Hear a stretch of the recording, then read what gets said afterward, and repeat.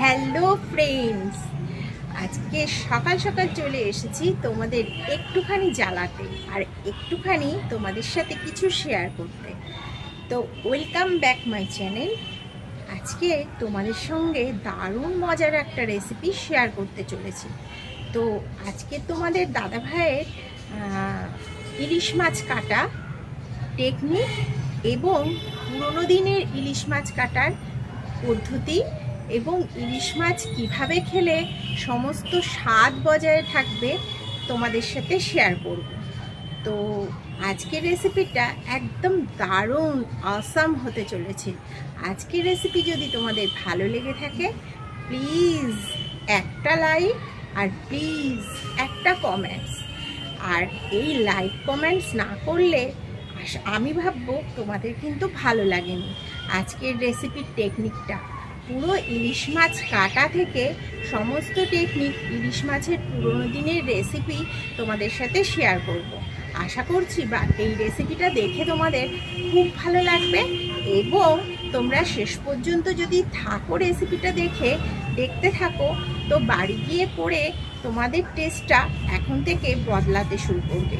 তো let's go, আজকের পুরো রেসিপিতে তোমরা অবশ্যই থাকবে। তাহলে চলো দেখে নেওয়া যাক আজকের রেসিপি। একদম দারুণ টেস্টি এবং ইউনিক স্টাইলে কাটিং।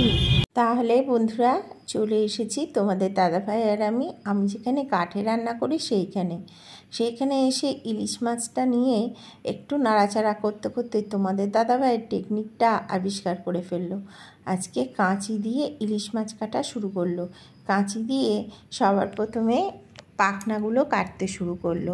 এতে কি হয়, এই পাখনাগুলো কাঁচি দিয়ে কাটলে খুব তাড়াতাড়ি কাটা হয়ে যায় এবং খুব ভালোভাবে কাটা হয়ে যায়। আর মাছটার গায়ে টাচ কম পড়ে, খুব ভালোভাবে আঁশটাও ছাড়ানো যায় এবং খুব তাড়াতাড়ি আঁশ ছাড়ানো যায়। আর কাঁচি দিয়ে আঁশ ছাড়ালে খুব বড় বড় মাছেরও আঁশ খুব তাড়াতাড়ি ছাড়িয়ে নেওয়া যায়। তাহলে আজকে ভিডিওটা তোমাদের ভালো লেগে থাকলে প্রথমে বলেছিলাম একটা করে লাইক করে যেও। দেখো তোমাদের দাদাভাই খুব তাড়াতাড়ি আঁশগুলো ছাড়িয়ে ফেলছে। এমনি ইলিশ মাছ বরফে থেকে থেকে আঁশগুলো শক্ত হয়ে যায়, ওই জন্য আজকে এইভাবে এই পদ্ধতিতে ইলিশ মাছ ছাড়ালে কি হয়, ইলিশ মাছটা খুব তাড়াতাড়ি ছাড়ানো হয়ে যায় মানে কাঁচির আগা দিয়ে। আর ইলিশ মাছের আঁশগুলো খুব তাড়াতাড়ি ভালোভাবে উঠে যায়, কোনো ঝামেলা পোহাতে হয় না। তাহলে বন্ধুরা ইলিশ মাছের তো সিজন চলে এলো, তো তোমরা নিজেরা বাড়িতে কি ভাবছো? এখন থেকেই ভাবছো তাই তো, দাদাভাই যেভাবে কাটছে ওইভাবে কাটবে? হ্যাঁ, ওইভাবে কাটবে, তাহলে তোমাদের কাজ অনেকটা কমে যাবে, অনেকটা সহজ হয়ে যাবে। তো চলো আজকের পুরো পদ্ধতিটা তোমরা দেখে নাও। আশা করছি তোমাদের পদ্ধতিটা দেখলে খুব ভালো লাগবে দাদাভাইয়ের মাছ কাটাটা। তো দাদাভাই ভালো করে কেটে নিয়ে, এইটা হচ্ছে ঠাকুমার আমলের পদ্ধতি। এই ঠাকুমার আমলের পদ্ধতিটা তোমরা অবশ্যই ফলো করবে। কিন্তু কেটে নিয়ে দাদাভাই মাছটাকে ভালো করে ধুয়ে নিচ্ছে। ইলিশ মাছ সবসময় ধুয়ে নিতে হয়, কেটে ধুতে হয়, ঠিক আছে? পরিষ্কার করে ধুয়ে নিতে হবে। এইটা না ধুলে গায়ে আঁশগুলো রয়ে যাবে, আর একদম চকচকে করে ধুয়ে নিতে হবে। এইবার দাদাভাই মাছগুলোকে কেটে ফেলছে। দেখো, না ধুয়ে তোমরা কখনোই কাটবে না। না ধুয়ে কাটলে কি হবে জানো তো? না ধুয়ে কাটলে, আমরা যখনই ইলিশ মাছটা না ধুয়ে কাটবো তখনই ধোয়ার পরে মানে কাটার পরে আমার ইলিশ মাছটাকে ধুতে হবে, তখনই টেস্টটা পুরো চলে যাবে। তোমরা পুরো ভিডিওটা দেখো, টেস্ট ইলিশ মাছের কিসে ভালো আসে, পুরো ভালো থাকবে, ইলিশ মাছের টেস্টটা দারুণ তৈরি হবে। তো ইলিশ মাছটা দাদাভাই একে একে কাটছে আর তেলটাকে মাছের থেকে বার করে প্লেটে রাখছে। মাথাটাকে প্রথমে ভালোভাবে কেটে নিয়েছে, তারপরে ইলিশ মাছের পিসগুলোকে ভালো করে কাটছে। ইলিশ মাছটা জানো তো অনেকটা টাকা দাম নিয়েছিল, 1400 টাকা দাম নিয়েছিল এই একটা ইলিশ মাছ। কি দাম! এখন সাধারণ মানুষের পক্ষে খাওয়া খুব মুশকিল। যাই হোক, ইলিশ মাছটা কিনে নিয়ে এলো। কিনে নিয়ে এসে দাদাভাই নিজেই বলল এই টেকনিকে কাটবে, তাই কাটতে বসে গেল। আর আমি এখানে অনেকটা পরিমাণে সর্ষে বেশ 8 ঘন্টা আগে ভিজিয়ে রেখেছি গরম জলে। গরম জলে সর্ষে ভিজালে কী হয় জানো তো? গরম জলে সর্ষে ভিজালে সর্ষেটা খুব তাড়াতাড়ি বাটা হয়ে যায় এবং খুব স্মুথলি বাটা হয়ে যায়। দেখেছো তোমরা, খুব ভালোভাবেও বাটা হয়, কোনো অসুবিধার সম্মুখীন হতে হয় না, কোনো ঝামেলা পোহাতে হয় না।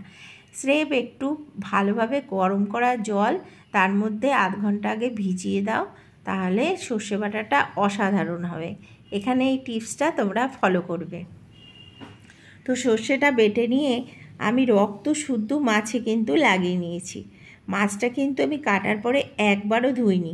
এই প্রসেসটা তোমরা ফলো করবে, একদম ঠাকুমার আমলের পদ্ধতি। মাছ কিন্তু কেটে ধুলে তখন রক্তটা চলে যায়, তখন টেস্টটা অনেকটাই চলে যায় ইলিশ মাছের। তো মাছ সবসময়, ইলিশ মাছ আর কি, ইলিশ মাছ সবসময় এই পদ্ধতিতে কাটা এবং রান্না করার চেষ্টা করবে। আমি ইলিশ মাছটা ভালো করে সর্ষে বাটাটা মাখিয়ে লবণ হলুদের সাথে দিয়ে দিলাম একটা কড়াইতে, একটু লবণ দিলাম স্বাদ অনুযায়ী, আর উপর থেকে সর্ষের তেল দিলাম, হলুদ দিলাম স্বাদ অনুযায়ী, আর দিয়ে দিলাম জল, যে সর্ষে বাটার জলটা ছিল সেইটা, আর কয়েকটা চিরা কাঁচা লঙ্কা। আর এইবার উপর থেকে আর একটু জল দিয়ে দিলাম, জলের পরিমাণটা তোমরা বুঝে দেবে মাছ অনুযায়ী। এবার উপর থেকে একটা চাপা দিয়ে দিলাম। এবার আমার ধাপধাপা উনুনটা ধরিয়ে নিলাম। উনুনটা ধরিয়ে নিয়ে দেখো আমার উনুনটা কি সুন্দর। আর উনুনটা ধরিয়ে নিয়ে এইবার আমি বসিয়ে দিলাম একটা, যে কড়াইটাতে মাছটা ভেজে রেডি করে রেখেছিলাম সেই কড়াইটা বসিয়ে দেওয়ার পরে 15 মিনিট পরে দেখো মাছগুলো আমার সিদ্ধ হয়ে গেছে। আর উপর থেকে দিয়ে দিলাম সর্ষের তেল ছড়িয়ে। আজকের মাছ কাটার পদ্ধতিটা, কাঁচি দিয়ে কাটার পদ্ধতিটা তোমাদের দাদা ভাইয়ের, আর যেটা কেটে ধুলাম, যে ধুয়ে কাটলাম, সেই টিপসটা কিন্তু আমার ঠাকুমার কাছ থেকে শেখা, এই ঠাকুমার আমলের পদ্ধতি। আর রান্নাটাও কিন্তু ঠাকুমার আমলের সিস্টেম। আজকের ভিডিওটা কেমন লাগলো তোমরা অবশ্যই জানিও।